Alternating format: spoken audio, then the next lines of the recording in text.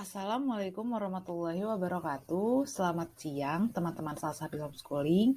Sebelumnya perkenalkan, aku Maiko Sirita Pohan, biasa dipanggil Maiko. Aku dari Vokasi Akuntansi Universitas Indonesia angkatan 2021. Dan pada siang hari ini aku akan membawakan topik dari mata pelajaran Ilmu Pengetahuan Sosial mengenai 3G dan agama Nasrani. Nah, sebelum kita mulai, kira-kira teman-teman Salsabil ini udah tahu belum sih apa itu 3G? Nah, coba sebelum kita lanjut ke materi selanjutnya, teman-teman boleh di-searching dulu nih, kira-kira 3G itu apa dan dari mana asalnya, serta sejarah dan asal mulanya itu bagaimana, gitu. Oke, kalau semuanya udah searching, kita bisa lanjut ke materi. Apa itu 3G? Jadi, pada masa penjelajahan samudra yang dilakukan oleh bangsa-bangsa Eropa sejak abad ke-15 Masehi, mengusung misi Gold, Glory, dan Gospel. Nah, jadi 3G itu ada tiga, yaitu Gold, Glory, dan Gospel. Nah, Spanyol dan Portugis merupakan perintis penjajahan samudra bangsa barat ke seluruh penjuru dunia dengan tujuan menemukan tempat-tempat baru yang nantinya menjadi awal dimulainya era kolonialisme dan imperialisme. Nah, jadi 3G itu ada tiga, yaitu Gold untuk mencari kekayaan, Glory untuk mencari kejayaan, dan Gospel untuk menyebarkan agama Nasrani. Untuk lebih jelasnya, kita akan lihat di slide berikutnya. Arti gold, jadi gold itu berarti keinginan memperoleh kekayaan di wilayah-wilayah baru yang ditemukan. Kekayaan yang dieksploitasi dari wilayah-wilayah baru itu kemudian digunakan untuk kepentingan kerajaan atau negara imperialis seperti Spanyol, Portugis, Belanda, Inggris, Prancis, dan lainnya. Jadi dari negara-negara jajahan mereka ini, seperti Indonesia, mereka itu memperoleh kekayaan di wilayah Indonesia ini. Seperti misalnya Belanda mengambil rempah-rempah dari Indonesia, seperti itu. Nah, nantinya ini kan akan menghasilkan kekayaan ya, yang biasa mereka sebut itu dengan gold, gitu. Nah, oke, selanjutnya untuk selanjutnya di sini ada glory. Jadi, glory itu diartikan sebagai kejayaan atau lebih rinci lagi memperoleh wilayah jajahan untuk dikuasai melalui penjajahan samudra. Maka negara-negara imperialis barat pernah memiliki banyak wilayah koloni di berbagai belahan dunia. Jadi negara-negara yang pernah dijajah oleh bangsa Eropa itu berarti mereka sedang melakukan misi mereka, yaitu glory, seperti Indonesia dijajah Belanda dan negara-negara lainnya yang pernah dijajah oleh bangsa Eropa. Jika mereka telah berhasil untuk memperluas negara jajahannya atau negara yang mereka kuasai, berarti misi kedua mereka, yaitu glory, ini sudah tercapai gitu. Jadi bisa dilihat dari kejayaan dan kekuasaan mereka pada negara yang mereka jajah tersebut gitu. Jadi selain gold, mereka juga mencari glory, yaitu kejayaan. Oke, untuk selanjutnya ada gospel.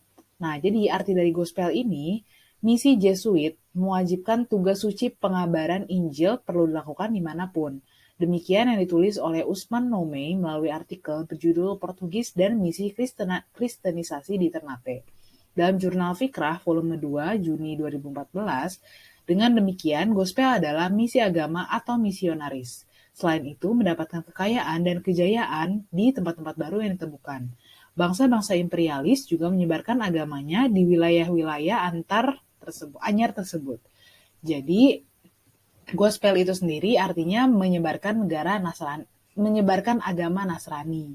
Jadi karena mereka itu memeluk agama Nasrani, mereka juga diwajibkan untuk menyelesaikan misi ketiga ini gitu, yaitu tugas suci pengabaran Injil, di mana mereka harus menyebarkan agama Nasrani mereka kepada negara-negara yang dijajah gitu.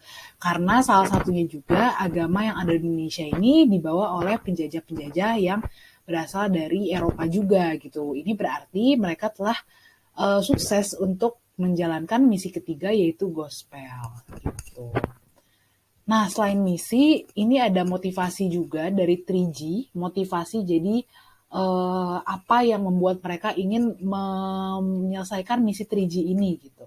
Nah, dibagi menjadi dua, ada imperialisme modern dan imperialisme kuno. Untuk imperialisme modern, jadi motivasi mereka yang pertama adalah mendapatkan daerah pemasaran hasil industri, yang kedua mendapatkan daerah penghasil bahan mentah atau bahan baku, dan yang ketiga mendapatkan daerah penanaman modal. Jadi untuk di imperialisme modern ini mayoritas mereka ingin mendapatkan hasil industri, jadi lebih ke arah gold gitu, mendapatkan hasil industri, bahan mentah, dan penanaman modal juga. Nah, untuk imperialisme kuno, jadi motivasi mereka adalah penguasa daerah baru dimaksudkan untuk mendapatkan 3G, yaitu gold, emas atau logam mulia, atau kekayaan bangsa, glory atau kejayaan bangsa, dan gospel penyebar ajaran Injil. Jadi untuk motivasi mereka di imperialisme kuno, disinilah mereka menerapkan 3G yang sebenarnya, yaitu gold, glory, dan gospel. Jadi sebelum itu kan kalau di imperialisme modern itu mereka hanya menerapkan lebih ke goldnya, tapi kalau di imperialisme kuno mereka itu menerapkan gold, glory, dan juga gospel. Oke. Nah, sekarang setelah kita tahu nih motivasi mereka, tapi kan pasti ada sejarah di balik itu semua. Nah, kita lihat nih sejarahnya itu kayak gimana sih? Nah, ini dia sejarahnya.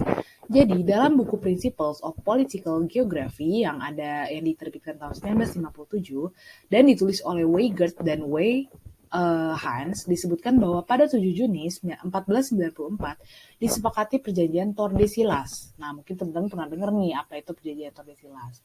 Nah, perjanjian ini disepakati oleh Portugis dan Spanyol. Perjanjian ini merupakan kesepakatan pembagian dunia antara dua kerajaan Katolik di Eropa yang paling berpengaruh saat itu, yakni Portugis dan Spanyol. Nah, kerajaan Portugis menguasai dunia timur, sedangkan kerajaan Spanyol menguasai dunia barat, yang ditentukan lewat perhitungan khusus. Nah, perjanjian Tordesillas sebenarnya merupakan gagasan Paus Alexander nomor 6 dari Vatikan sebagai solusi atas persaingan dua kerajaan Katolik itu. Ia mengeluarkan kebijakan atau fatwa gold, glory, dan gospel alias 3G. Dengan demikian, tujuan Portugis dan Spanyol melakukan penjelajahan samudra selain untuk memperoleh kekayaan atau gold dan kejayaan glory juga mengusung misi menyebarkan agama gospel. Nah, ini sebenarnya lebih ke arah sejarah dari ditambahnya misi mereka dari yaitu gospel untuk menyebarkan agama Nasrani gitu ya teman-teman. Oke, selanjutnya